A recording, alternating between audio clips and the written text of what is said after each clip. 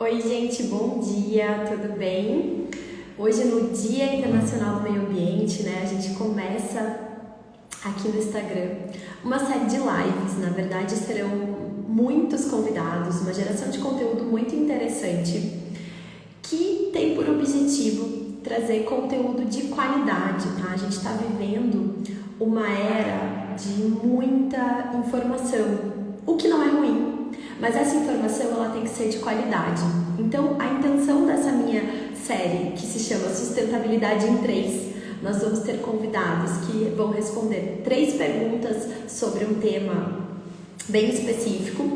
E essa série de lives tem como objetivo trazer para vocês um debate de qualidade com pessoas que estudam, que trabalham com o tema, para a gente conseguir, o meu objetivo particular, né, com esse Instagram é quanto mais gente falando sobre meio ambiente, quanto mais gente falando sobre sustentabilidade, a gente vai conseguir ter um mundo melhor. Então é um propósito bastante ousado, né, mas é um propósito que eu tenho, e dedicar o meu tempo, dedicar o meu estudo para a gente conseguir romper essas barreiras, né?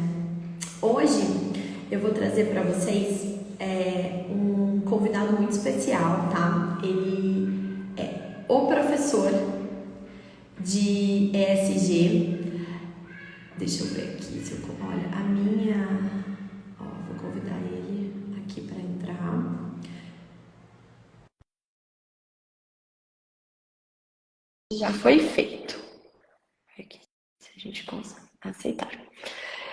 O professor de ESG, né, o professor Leonardo, ele tem uma ampla experiência no tema. Oi, Bom tudo bem? dia, vocês me escutam bem? Tudo Ótimo, bem, tá bem bom o muito seu áudio. obrigado pelo convite. Primeiro, eu queria te agradecer por ter aceito o convite, né, para abrir esse novo projeto, né, que é o Sustentabilidade em 3.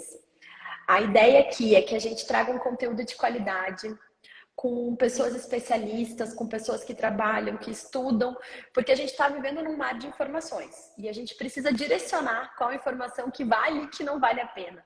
Então, esse propósito aqui, né, de dedicar o nosso tempo, de dedicar o Instagram, fazer um pouquinho sobre isso, é porque eu acho que a gente consegue atingir um público que sai um pouco fora do nosso trabalho diário e vai conseguir quanto mais falar sobre meio ambiente, quanto mais falar sobre ESG, a gente consegue ter um mundo melhor. Então, essa é a intenção. Eu queria te agradecer.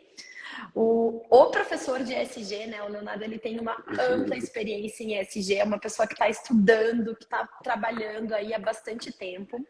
E eu vou ler rapidamente aqui o currículo dele, porque é um currículo bastante extenso e é um currículo de peso, né? Então, eu vou falar as informações mais importantes, que senão a gente vai ficar aqui muito tempo. Então, ele é professor, né, de ESG, de Direito Ambiental, do Instituto Federal de Educação do Rio Grande do Norte.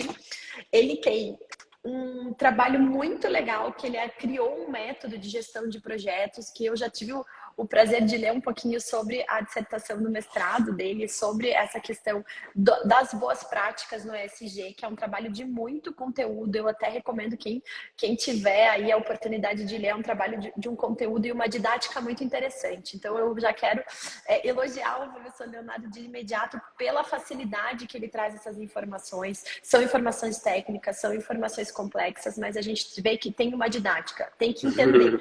E professor tem que fazer os alunos se entenderem, né? A gente sabe que no mundo do direito às vezes é um pouco difícil, mas é um dom.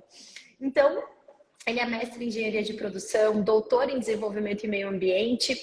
E seja bem-vindo. Vamos começar aqui falando sobre o ESG. Queria que você falasse um pouquinho como isso entrou na tua carreira profissional, o que você já fez, para a gente começar aqui para as nossas 3 perguntas. Inicialmente, eu queria agradecer muito o convite, é uma honra, muito especial poder participar desse momento e poder conversar com vocês sobre um tema tão caro, né? Um tema tão específico, mas que está passando pelas nossas carreiras. E como é que eu cheguei até aqui, né? O ESG, ele não nasce agora, né? Nós tivemos realmente, pós-pandemia, um momento muito profícuo para o desenvolvimento de boas práticas, mas o ESG não nasce agora. O ESG ele é um conjunto de normas que vem se estruturando, é um conjunto de análises que vem sendo desenvolvidas ao longo do tempo e que tem relação direta com o quê? Com a análise de risco dos empreendimentos, né? Então, essa relação, ela surge para mim lá em 2002, quando eu passo para a minha primeira faculdade de Tecnologia em Gestão Ambiental no Cefet, ainda era Cefet, né? E aí eu comecei a estudar e entrar em contato com as normas ISO, né? E esse conjunto de normas ISO, desde lá já era perceptível que ela tinha uma relação de análise de aspectos e impactos, mas para a manutenção da vida daquela empresa, né? E aí a lógica de fazer essa correlação entre a gestão financeira, o desempenho econômico daquela atividade e a análise dos aspectos e impactos nos possibilitava perceber ali naquele momento que, interferindo na cadeia produtiva, a gente consegue reduzir impactos, melhorar o processo produtivo e, através da melhoria do processo produtivo, melhorar o desempenho econômico daquela atividade, melhorando o desempenho econômico também, reduzindo o desperdício, reduzindo a emissão de gases, reduzindo a geração de resíduos sólidos, reduzindo o desperdício de matéria-prima. Então, essa correlação, ela surge lá, percebe? E ela vem sendo desenvolvida ao longo deste percurso, né? Isso para mim, profissionalmente falando.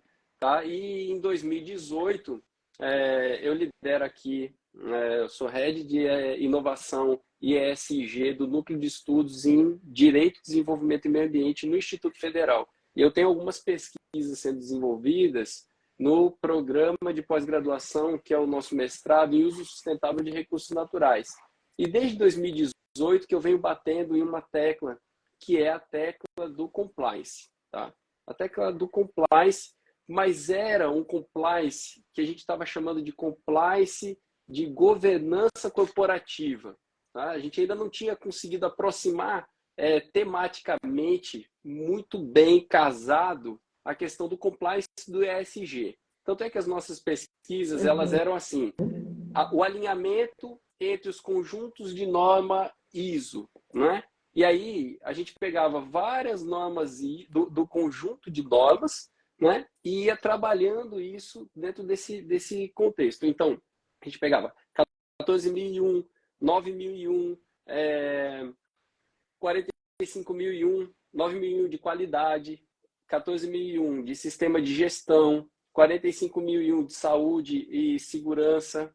E nós íamos cruzando requisitos e para compor as nossas análises. E aí a gente chega realmente à percepção de que o compliance ele faz parte deste conjunto, né, que compõe aí o ESG. Né? E aí as pesquisas foram sendo desenvolvidas na área de mineração, na área de energias renováveis, e nós estamos agora desenvolvendo pesquisas na área de indústria, mais especificamente focando nisso. Que legal. Eu acho que aí a gente já entra no tema principal de hoje, né? Porque tá todo mundo falando sobre ESG, eu já vi várias.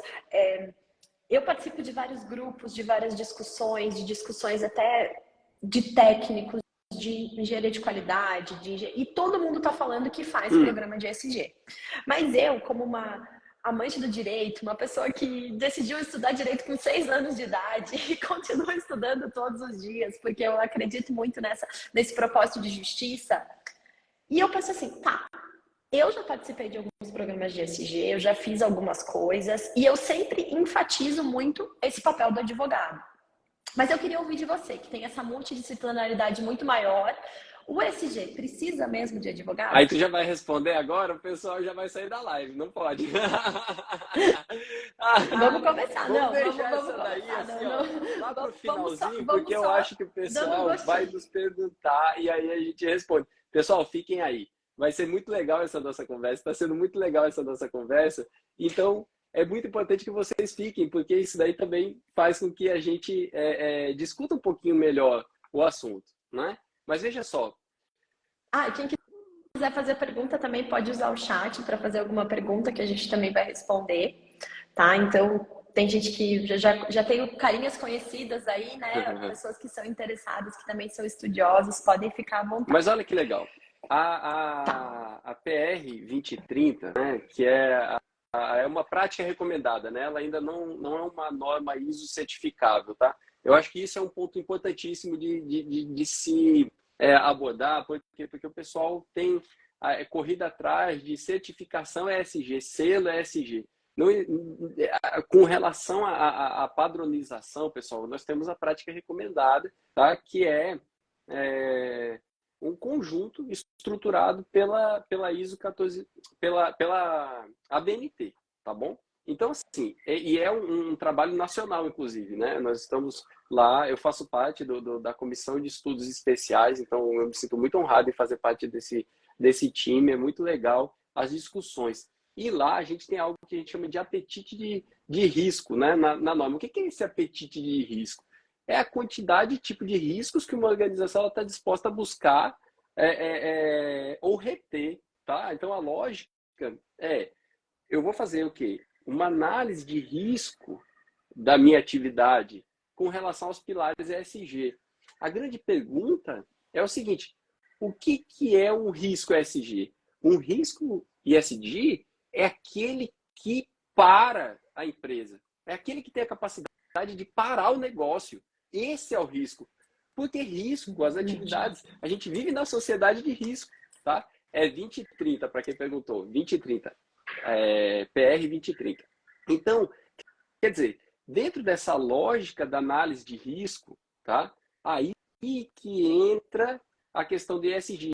A gente vai fazer uma análise dos riscos e vai levar em consideração esses riscos financeiros. Aqueles riscos que são o que a gente chama de riscos positivos são os riscos que a gente tem oportunidade de eliminá-los. E os riscos negativos são aqueles que a gente vai precisar criar mecanismos para conviver com eles. Então, percebe? Tudo isso, pessoal, é um conjunto de interdisciplinar, efetivamente, né? de participação, de atuação profissional. E tudo isso envolve quem? Envolve a cadeia de suprimentos, né? E a cadeia de valor. O que é a cadeia de suprimentos, pessoal? A cadeia de suprimentos ela vai ser uma sequência ali de atividades ou parte de atividades que fornecem alguns materiais, alguns bens, serviços para a produção.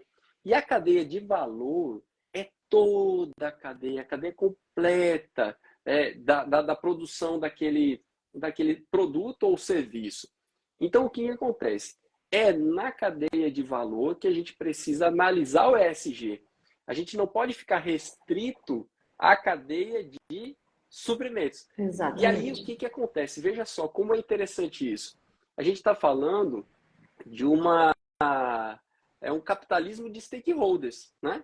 O que é esse capitalismo de stakeholders? São pessoas, são as partes interessadas no meu negócio que eu vou levar em consideração para analisar o que é efetivamente importante para o meu negócio.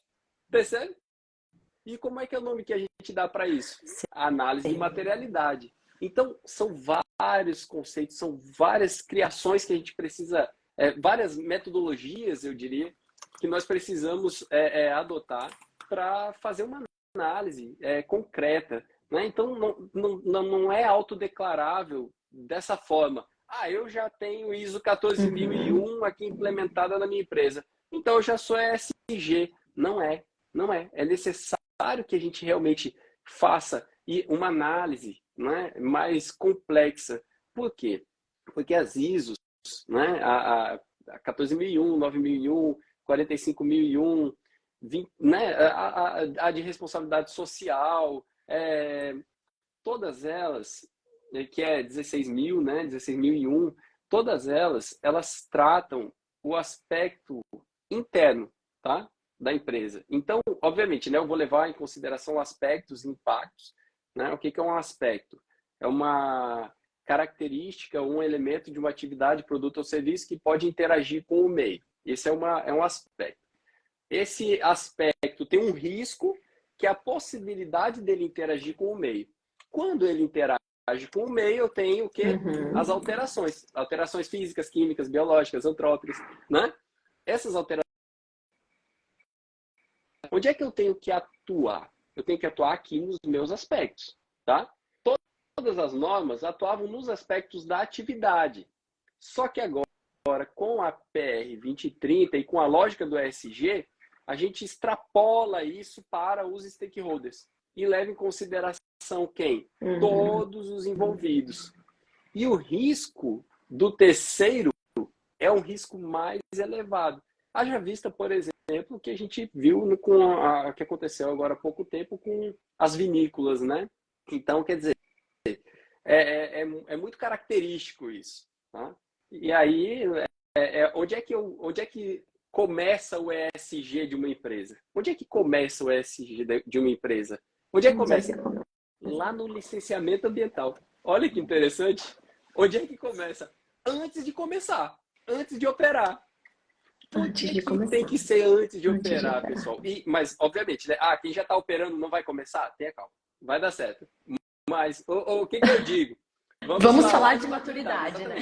Mas, veja só, lá no licenciamento, qual é a lógica do licenciamento? Eu defendo muito o licenciamento ambiental, por quê? Porque eu não acho que seja burocracia, começa daí. Eu acho que, na minha opinião técnica, tá, o licenciamento ambiental ele é um instrumento necessário para análise da viabilidade do empreendimento, tá? Sem militância, tecnicamente mesmo falando. Ele é uma análise necessária para identificar a viabilidade daquele empreendimento. Se ele tem viabilidade ambiental, se ele tem viabilidade social e se ele tem viabilidade econômica. Porque se não tiver, não tem fundamento, percebe? Da gente implementar um determinado empreendimento em uma determinada área. Concorda comigo? Né? Concordo. E a gente inserir essas discussões sobre viabilidade econômica, sobre viabilidade social no licenciamento ambiental tem um ganho enorme. Fantástico. Porque se a gente fica com o olhar fechado, pensando, não, vamos fazer só uma análise ambiental aqui, aquele negócio não vai se sustentar ao longo do tempo. E a gente não precisa de empreendimentos que vão fechar em 3, 4 anos, a gente precisa ter uma visão um pouco mais macro. Olha, pensa aqui comigo. Se eu faço uma boa análise de viabilidade, análise de risco daquele empreendimento e o empreendedor não só paga um estudo, engaveta esse estudo e pega uma licença e vai para operação.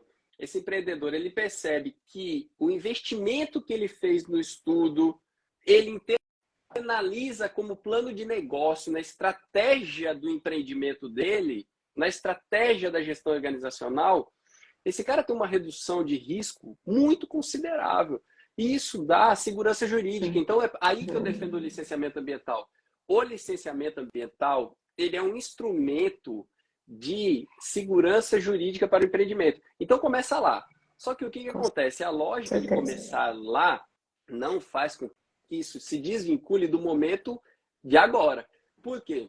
Porque todos os sistemas, dentro da maturidade, o mínimo do mínimo é que a empresa esteja o quê? Regular, funcionando. Então, o ambiental, via de regra, é o melhor. Por quê? Porque existem as condicionantes da licença, que são condicionantes para o funcionamento daquele empreendimento.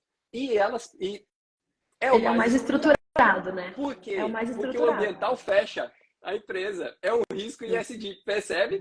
Ali está um risco ISD considerável. Sim. O cara sabe, opa, dependendo do que eu fizer aqui, a minha atividade vai ser embargada. Então, eu preciso atuar de uma forma que eu tenha um compliance muito seguro aqui nesse viés, nesse quesito.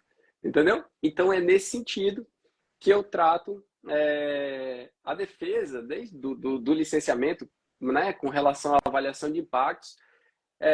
Embora muitas empresas que cometem essas falhas tenham cometido estando licenciadas. Muitas vezes, inclusive de certificação. Então, nem o licenciamento, nem a certificação... E isso é bem difícil da gente explicar. Mas olha só, nem o licenciamento, nem a certificação são uma chave de proteção contra qualquer tipo de risco. O ISD, ele é uma análise de risco para que a gente tenha ferramentas de gestão e controle e monitoramento para uma atuação que busque mitigar a possibilidade de acontecer esses impactos. Percebe essa correlação? E eu queria só fazer um adendo assim, que é difícil a gente entender como grandes desastres ambientais acontecem com empresas licenciadas. O licenciamento não é a resolução de todos os problemas. E quando a gente está trabalhando em processos de ESG, em processos de transformação, eu acho que a gente precisa entender que o compliance faz parte, né? O compliance, para quem não é do direito, é a análise de conformidade legal, tá? Então, compliance a gente fala como análise de conformidade legal a respeito disso. Mas isso são etapas. Então, assim, recebi uma pergunta esses dias, assim, de um cliente. Tá, mas esse programa quando vai terminar? Ele nunca vai terminar. Ah, E é difícil a gente não. entender isso no processo. Um programa de ESG, ele nunca termina. Ele tem que ser incorporado à cultura da empresa. Ele tem que ser incorporado a todos os níveis de operação.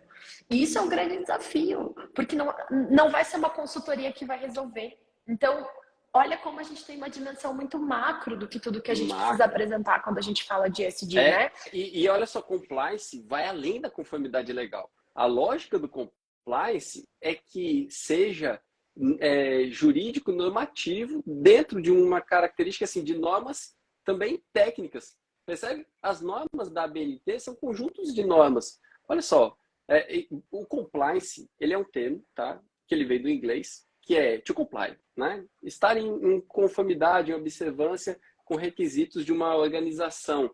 E aí os requisitos mandatoriais são aqueles requisitos, por exemplo, licença. Sem licença prévia, instalação, operação, o cara não pode operar. Ou então que seja uma licença simplificada para atividades de menor porte, tá? Micro, pequeno porte. Naquelas atividades ali de médio, grande, excepcional portes, demandam estudos mais complexos, como EIA-RIMA, né? E licença prévia, instalação e operação.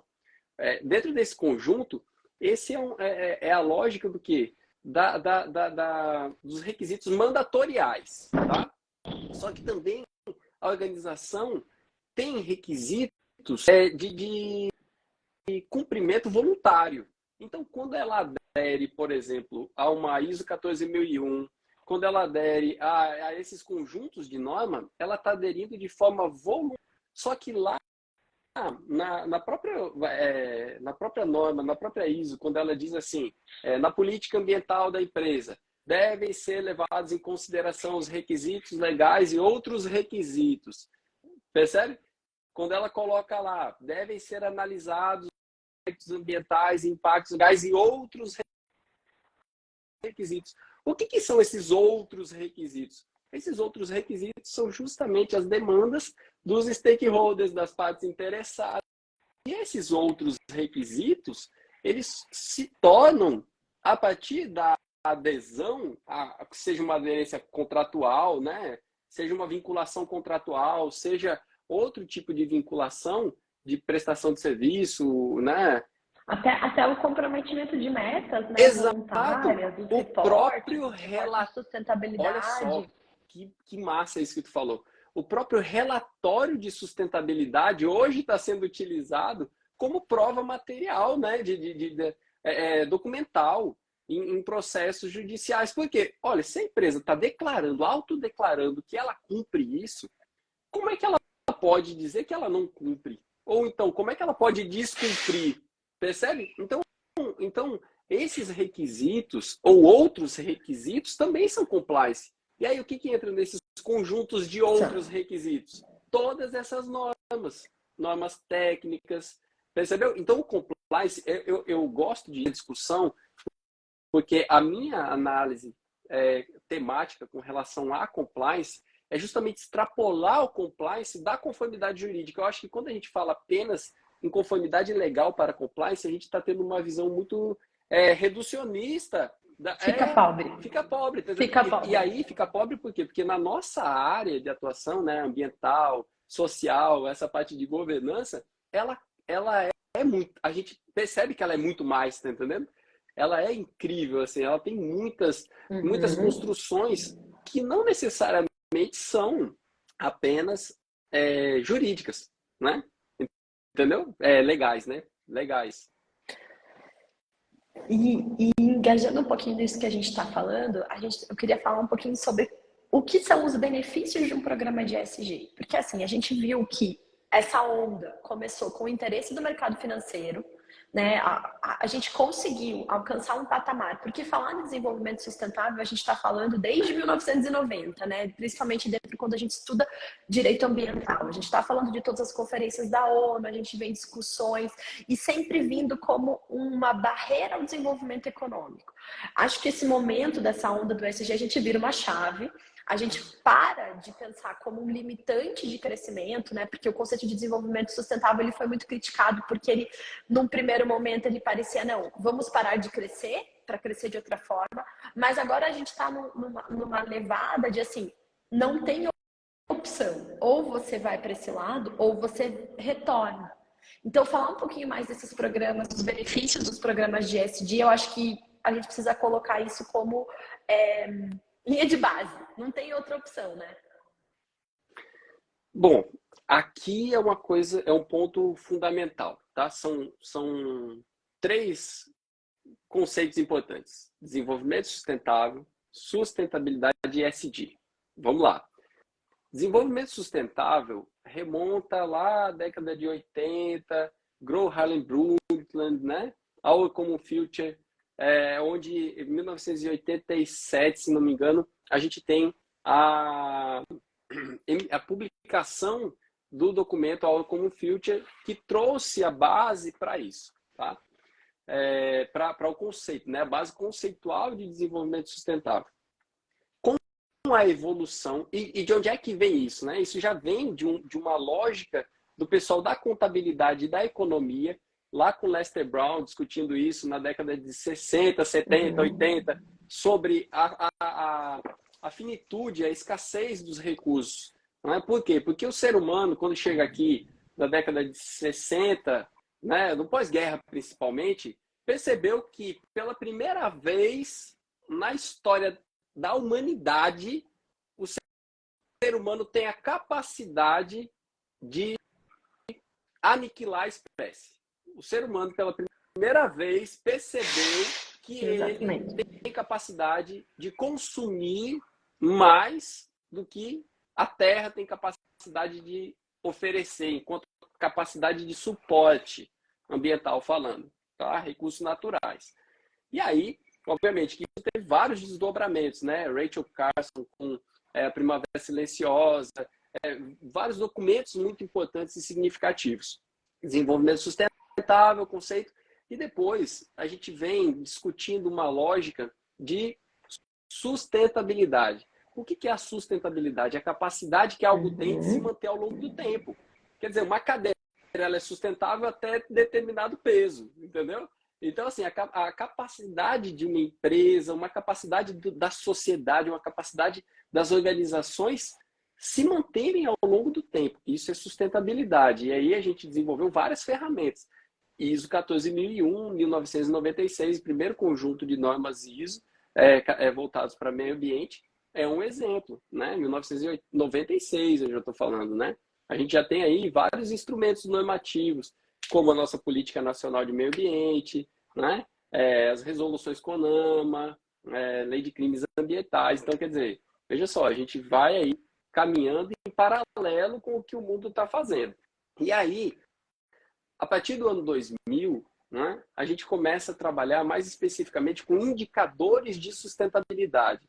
O que são indicadores? Como é que a gente pode melhorar a sustentabilidade? Mas sempre a sustentabilidade, eu não posso chegar e dizer assim, eu sou sustentável. Ninguém é sustentável. A sustentabilidade é uma análise comparativa. Tá? Tá fazendo muito barulho aí? O vento não? Não, né? Tá chegando? Tá falhando? Não. Não. Tá, então, Tá bem tranquilo. então o que acontece? Não. A análise da sustentabilidade ela é uma análise comparativa. Então, alguém é mais sustentável do que outrem, certo? É sempre assim, é uma análise comparativa. Uhum. Então, eu vou ter, por exemplo, uma empresa que é ali o benchmark. Beleza, então eu vou me comparar com ela nos meus indicadores, entendeu? E eu vou fazer essa análise. O mercado financeiro, há muito tempo, percebeu que os impactos ambientais globais são um risco para a economia muito considerável, tá? Há muito tempo. E aí, o que acontece? Obviamente que a gente veio trabalhando essas ferramentas na década ali de 2000, entre 2000 e 2010, e Kofi Annan, né, reúne o pessoal do mercado financeiro para discutir isso. E aí surge ali, de uma forma mais estruturada, o ESG. Não quer dizer que o ESG nasceu ali. Não, ele vem sendo desenvolvido há décadas, certo? A lógica dele vem sendo desenvolvida há décadas. Mas ele vai se tornando um instrumento mais palpável. E aí ficou, né, meio que incubado, diria assim, mais dentro do mercado financeiro especificamente. Só que aí a gente teve algo que era previsível na gestão de riscos, mas que não estava no radar de ninguém, que foi a pandemia. Eu considero a pandemia um pane-impacto. O pessoal até dá risada quando eu falo. Mas olha, a gente tem impacto. É porque a gente tem impactos locais, regionais, né? Como eu sou professor de impactos ambientais, licenciamento ambiental, estudos de impactos, eu gosto, né, dessa parte. Olha só, impactos locais, impactos regionais e impactos globais. Só que quando a gente fala de impactos globais, a gente está falando de impactos transfronteiriços, é assim, um país para outro, não é? Quando a gente tem uma pandemia como a do Covid, a gente ultrapassa qualquer esfera de análise, Com certeza. de avaliação. Por isso que eu classifico ele como um pane-impacto. E ele foi um pane-impacto ESG. Porque ele interferiu no social, ninguém podia se encontrar, nem com os pais. E ele interferiu no meio ambiente de uma forma significativa. Reduziu a supressão daqueles. Exato. Alguns resultados positivos, né? Mas percebe? E aí o mercado financeiro falou: opa, realmente agora não dá mais. Não dá mais para a gente desconcentrar os impactos ambientais, sociais, a governança corporativa e a lógica da responsabilidade social das empresas. Até porque a gente está numa crescente. Primeiro, qualquer nova pandemia pode acontecer a qualquer minuto. A gente não está isento disso, que isso não aconteça novamente. E outro problema que é o problema mais democrático do mundo, que eu sempre falo, que são as mudanças climáticas. A gente não sabe onde a gente está, a gente não sabe para onde a gente vai, a gente não sabe o que vai acontecer. Então, a gente enfrenta riscos dessa os pilares, que são a nossa estrutura base, social, ambiental. E a doença é o que vai fazer a gente passar para frente, e a gente sobreviver a isso. Porque sem esse aspecto, não tem, acaba. E a gente não quer que acabe. Então, a gente precisa estar Será que está cortando o meu para vocês? Minha internet deu uma travadinha aqui. Agora voltou. Deu uma travadinha, voltou? Agora voltou. Foi, não foi? Voltou, viu? Pronto, beleza. Então tá bom. Eu perdi a tua pergunta, o finalzinho dela. Deixa eu ver se eu conecto aqui. Vou voltar. Tá melhor? Tá bem? Tá travando, não sei se é travadinha. Pronto, consegui. Peraí, deixa eu... Então, vamos voltar aqui. E a gente tem esse enfrentamento por conta das mudanças climáticas, que ele vai trazer cada vez mais esses impactos para a realidade das discussões. A diferença, né, você falou, esse problema, né, que foi a pandemia, é que ele trouxe olhar, né, e a gente não está seguro do jeito que a gente está. Exatamente. A relação é essa, né? O risco é o efeito da incerteza. Quem é que vende o efeito da incerteza para a gente? Deixa eu esperar, que eu acho que o Lu tá meio travando. Tá. Chegou? Cheguei. Tô ouvindo, Olha tô só, ouvindo, o tô ouvindo. que é o efeito da incerteza? Quem é que vende efeito da incerteza para a gente? Sabe? Pode acontecer qualquer coisa. A gente pode sair de casa e ela tá, o produto dela é o risco. É aí que eu ensino meus alunos. O que é o risco? Efeito da incerteza. E aí é a possibilidade de acontecer aquilo. E existe a possibilidade. Hoje a pandemia já está no radar de todas as empresas. Por quê? Porque a gente precisa muito rápido para que, ou melhor, para que a gente pudesse dar uma sequência de manutenção na vida que a gente tinha. Percebe? Então foi essa a lógica, né, que foi implementada, digamos assim, e que hoje está no nosso radar. Hoje a pandemia já é um risco que tá no radar de toda empresa. Né? Se acontecer novamente, qual vai ser ou quais serão as ações de contingência que a gente vai tomar, de contingenciamento? Quais as ações que a gente vai, como que a gestão vai funcionar? Quer dizer, essa é a lógica da PR 2030, essa é a lógica do ESG. Por isso que ESG é tão importante nesse momento, tá? E é por isso que ele corre nesse sentido, sabe? Lá por 94, né? O John Elkington, né? Se não me engano foi em 1994, tá? Ele trouxe a lógica do triple bottom line. Tá? Era o desenvolvimento sustentável, a sustentabilidade com base nos pilares econômico, social e ambiental. Tá? Ali também tem uma fundamentação considerável, tá? Do que é o ESG, né? A chama, digamos assim, aquela fagulha assim de apontar para o futuro, né? Aquele cara que já tem a visão de que lá na frente isso vai acontecer. É muito interessante. A gente tem algumas pessoas muito iluminadas que conseguem enxergar anos à frente, né? Impressionante, assim, o cara, pô, daqui a uns 20, 30, 50 anos a gente precisa tomar conta disso agora. E aí a grande massa não percebe, sabe? Ou percebe e não age nesse sentido, né? Não toma uma atitude. Não, e não Não acredita. acredita. Eu acho que as pessoas não Exato. É o acreditam. risco, o lance do risco é justamente esse. O pior risco é aquele que é negligenciado. Esse risco, ele vem com força, ele vem destruindo tudo. Entendeu? A pandemia foi um risco negligenciado. Então, quando veio, ela veio Negligenciado. destruindo tudo. Entendeu?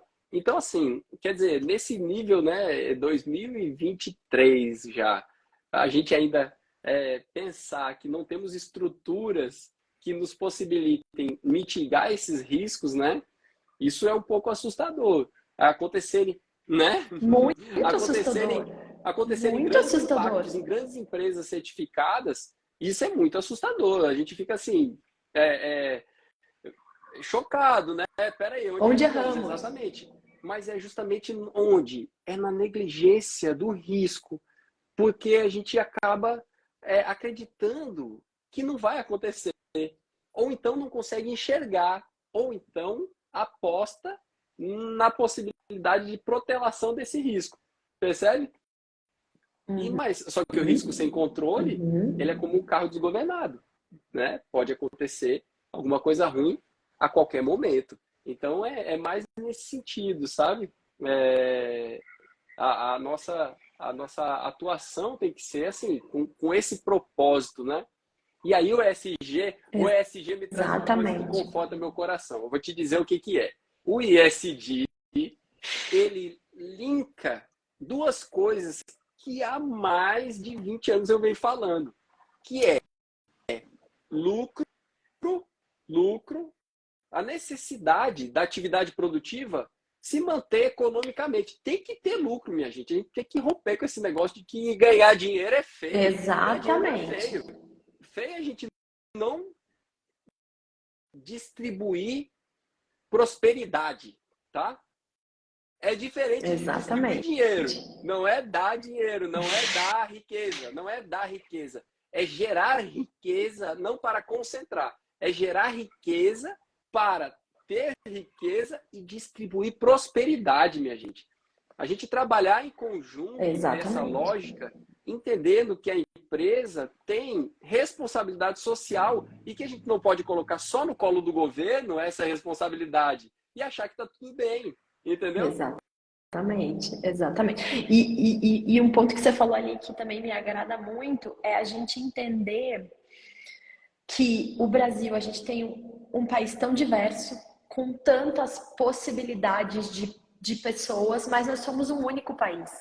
Então, a gente pensar numa política SG que extrapola um pouco mais, principalmente porque onde que o SG está hoje? Nas partes mais estruturadas, nos centros econômicos que têm um pouco mais de desenvolvimento, e ampliar esse olhar para que as ações saiam daquele núcleo, né? E isso a gente trabalha muito. As suas ações precisam sair do seu núcleo, às vezes, de conforto. Porque quando a gente chega a falar em ESG em corporações que têm essa consciência, normalmente a situação no entorno, né, ali está controlada. Então a gente precisa entender um pouquinho mais e aprofundar isso, porque o Brasil precisa muito de ações. A gente precisa de ampliar isso para que nem você falou, a gente precisa pensar em prosperidade. Não dá para tirar o dinheiro, não dá para tirar o lucro, não é feio ganhar dinheiro, mas é como que a gente vai ganhar esse dinheiro e aonde a gente vai distribuir. Eu acho que isso Olha que é o coisa incrível. fundamental. Há 20 anos, 2004, foi a minha primeira palestra sobre sistema de gestão ambiental para empresas, tá? Foi na Feira do Empreendedor, aqui no Centro de Convenções, aqui em Natal. E lá, o meu primeiro slide, no finalzinho da parte histórica, era: estamos vivendo uma mudança cultural intergeracional. Como é que era? Uma mudança de pensamento com relação aos requisitos ambientais. E aí, olha só, isso era em 2004. Uma mudança comportamental, era assim, uma mudança comportamental que vem se verificando ao longo dos últimos anos. Pronto. Hoje, é muito clara essa mudança comportamental, essa mudança intergeracional Muito, de pessoas muito. né, da nossa geração e das gerações mais recentes vindouras que não aceitam se vincular a marcas, Isso é sensacional.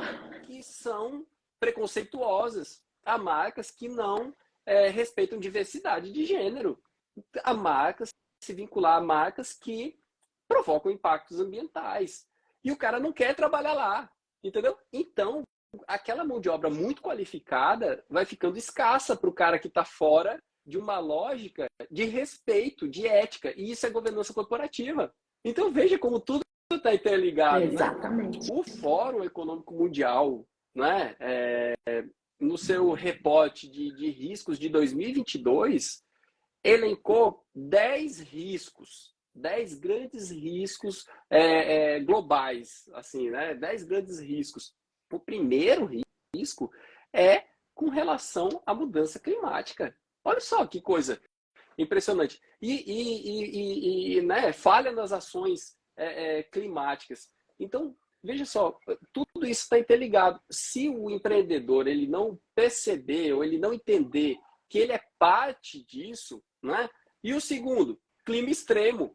Olha só, muito, tá entendendo assim, ó, é muito interligado. A gente vive um momento da bioeconomia. Aí o terceiro, perda da biodiversidade. Os três maiores riscos globais econômicos são ambientais, tá? E aí depois os próximos dois são sociais. Quer dizer, erosão da coesão social, redes sociais, inteligência artificial. Olha, inteligência artificial, o que tem a ver com o meio ambiente? Tem tudo a ver com o meio ambiente.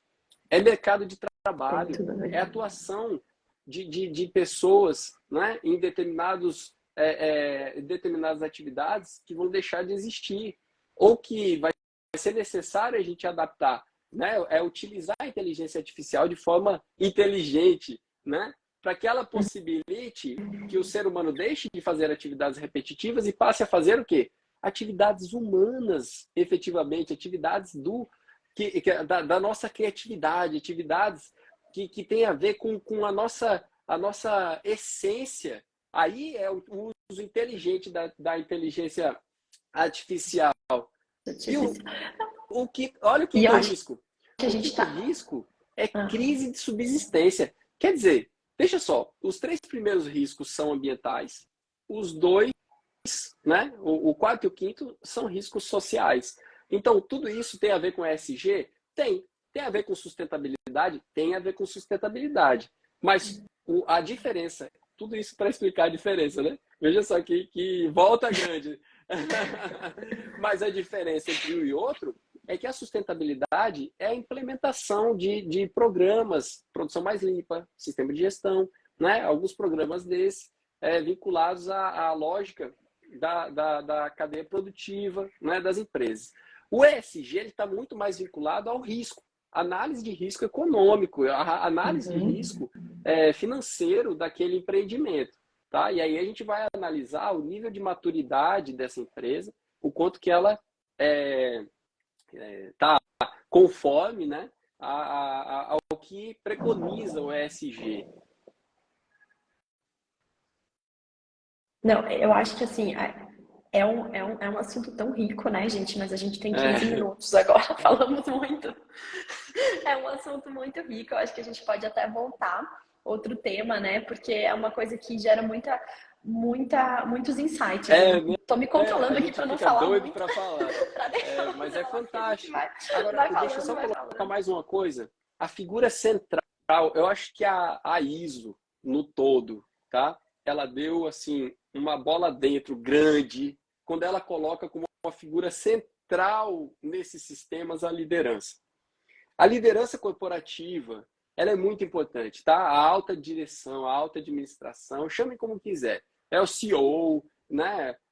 CFO, bom. Obviamente que a sustentabilidade, ou melhor, o ESG, né? Ele acontece, eu diria assim, middle down, certo? É do meio da empresa para baixo. É o chão de fábrica, é a galera que coloca a mão na massa, tá?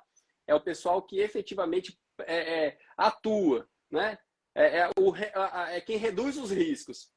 Só que é lá na liderança que a gente define estrategicamente quais são as nossas atitudes, digamos assim, da empresa que nos vinculam a esses riscos. Então, se eu coloco a liderança no centro do planejamento estratégico e essa liderança trabalha junto comigo com um pensamento organizacional, a cultura organizacional, ESG é cultura.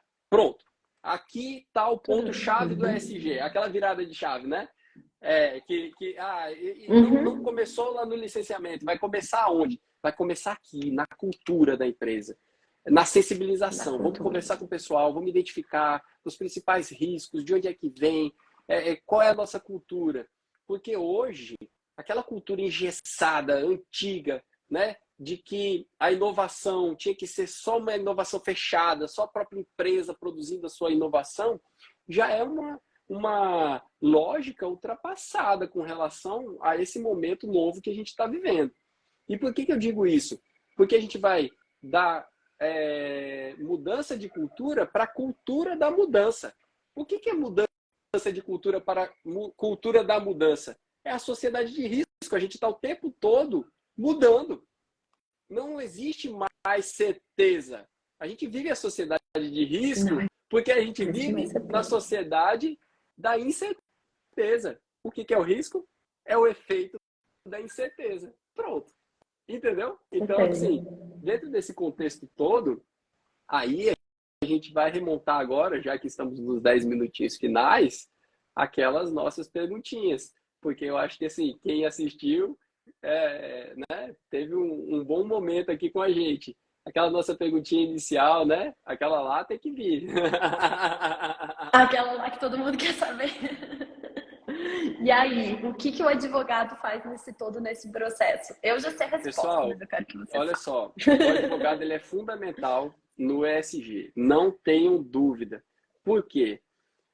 A base do ESG é conformidade em vários aspectos.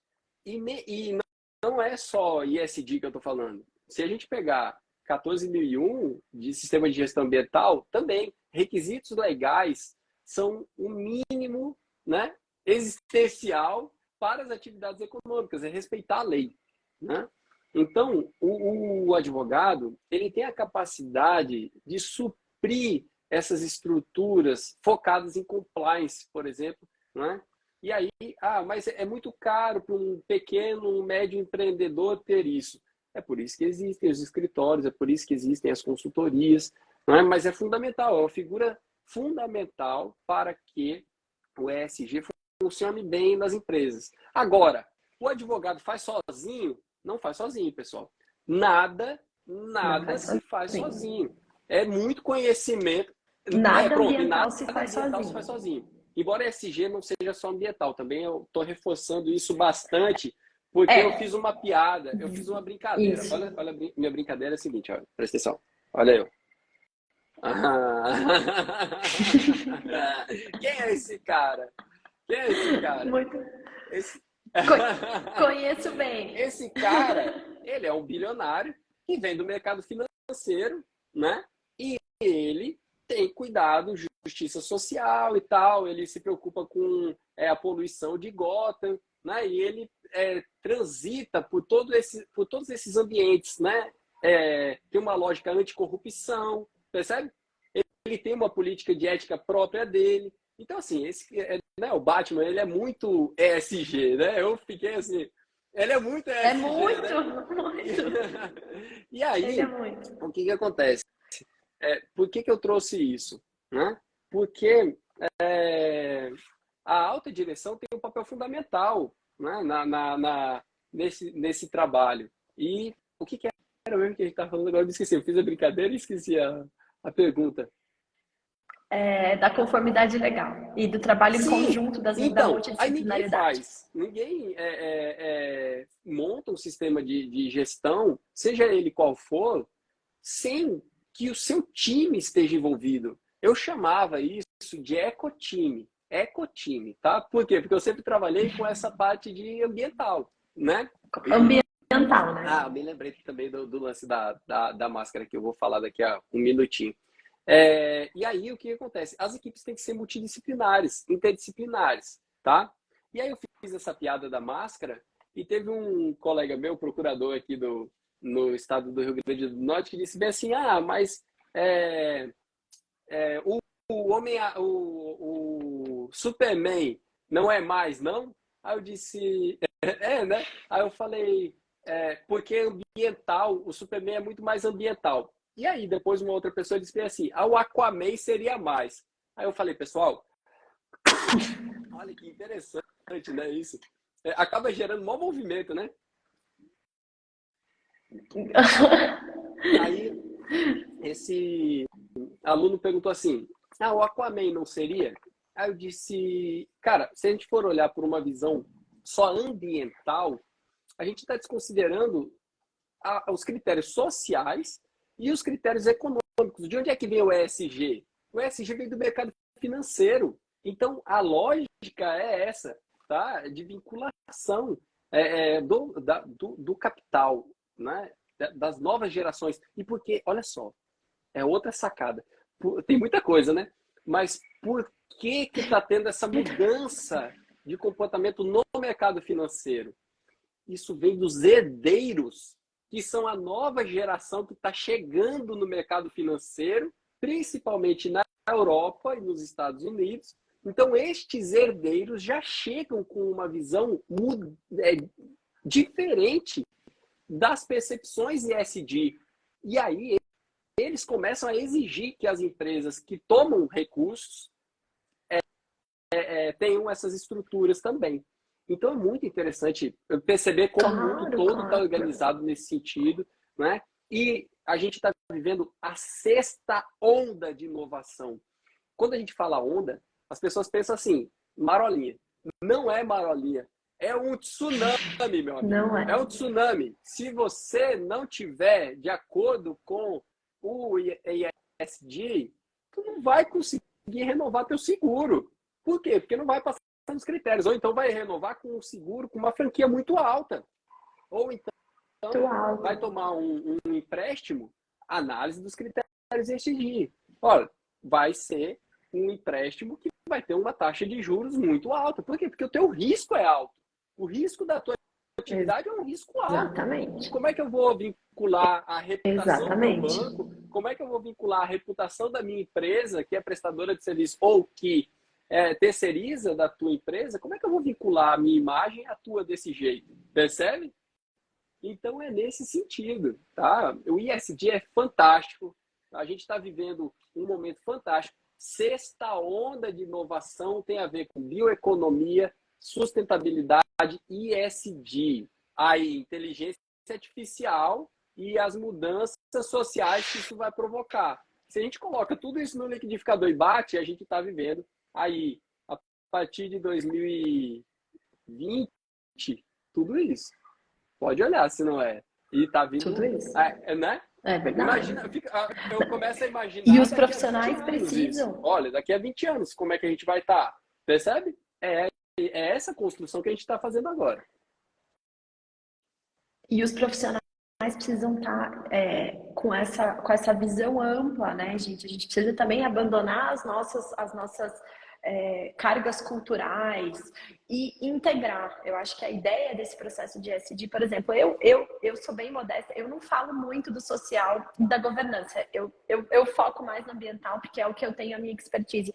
Mas pensar no ambiental em conjunto traz só benefícios para todas as áreas. Você está fazendo um outro trabalho que às vezes não está relacionado tanto a ESG, mas se você tem essa coisa, se o chip está ligado aqui na cabeça, você agrega valor ao teu produto. Com certeza. E puxar aqui, então, é uma coisa que todo mundo ganha. A partir do pilar da governança. Não existe ambiental, não existe social, sem uma governança robusta. Governança, política de ética, uma atuação ética da empresa. Se o cara não tem uma atuação ética na empresa dele, nem adianta, porque ele vai estar fazendo greenwashing. Não adianta. É governança, pessoal. Pensar. Governança, a partir da governança, a partir da alta direção, a partir da minha estratégia organizacional, como é que eu vou fazer a minha integração com o social, como é que eu vou fazer a minha integração com o meu ambiental, respeitando compliance ESG, aí tu alinha a estrutura de gestão organizacional da empresa nesse sentido. E aí não vai divulgar besteira, sair falando sem ser, né? Por isso que não pode se autodeclarar ESG, como várias empresas têm feito. Eu sou ESG. Por quê? Selo, eu acho que é outra coisa que a gente tem que discutir um outro dia, né? Como assim? Não tem como. Até que se estruture talvez algo mais interessante, né? Algo que realmente possibilite. Uma legislação, talvez, alguma coisa. Olha só que massa, não entender ESG como gestão de riscos e cenários futuros é fazer ativismo. Exatamente. Aí foge do espectro do que é o ESG, né? O ESG é trazer para o mundo fático, o mundo real, né? Materialmente o que a gente precisa fazer para reduzir esses riscos do negócio. E não só do negócio, né? De onde o negócio está inserido e da sociedade por consequência. Prosperidade com distribuição de... Como é que é? Propósito não. Distribuição de valor. Não é renda também, agora me fugiu a palavra. Não é riqueza. É prosperidade. A gente falou prosperidade. Não prosperidade. Prosperidade. É propósito com distribuição de prosperidade. De prosperidade. Olha, temos 2 minutos, então eu queria te agradecer, assim, brevemente. Foi muito, muito rico, foi uma troca muito, muito qualificada. Muito obrigada. Acho que a gente vai ter que ter outras conversas sobre outros temas, porque acho que foi muito interessante. E eu queria deixar a palavra para você fazer uma consideração final aí. O que você imagina que o ESG como instrumento de trabalho? ESG é a chave que vai ligar a tua atuação no mercado. Acredite nisso. Foque em ESG, estude, leia, que é uma área muito promissora para agora. Não é futuro, não. É para agora. ESG é hoje. E é basicamente isso. Ok? Se dediquem. Né? É necessário que tenha essa dedicação para que a coisa aconteça e flua. E se abram a trabalhar em conjunto. Né? Busquem, apertem as mãos e vamos todos juntos nesse sentido. Valeu, forte abraço. Um forte abraço, abraço Obrigada, cordial a todos. gente. Fiquem bem. A gente se encontra em breve.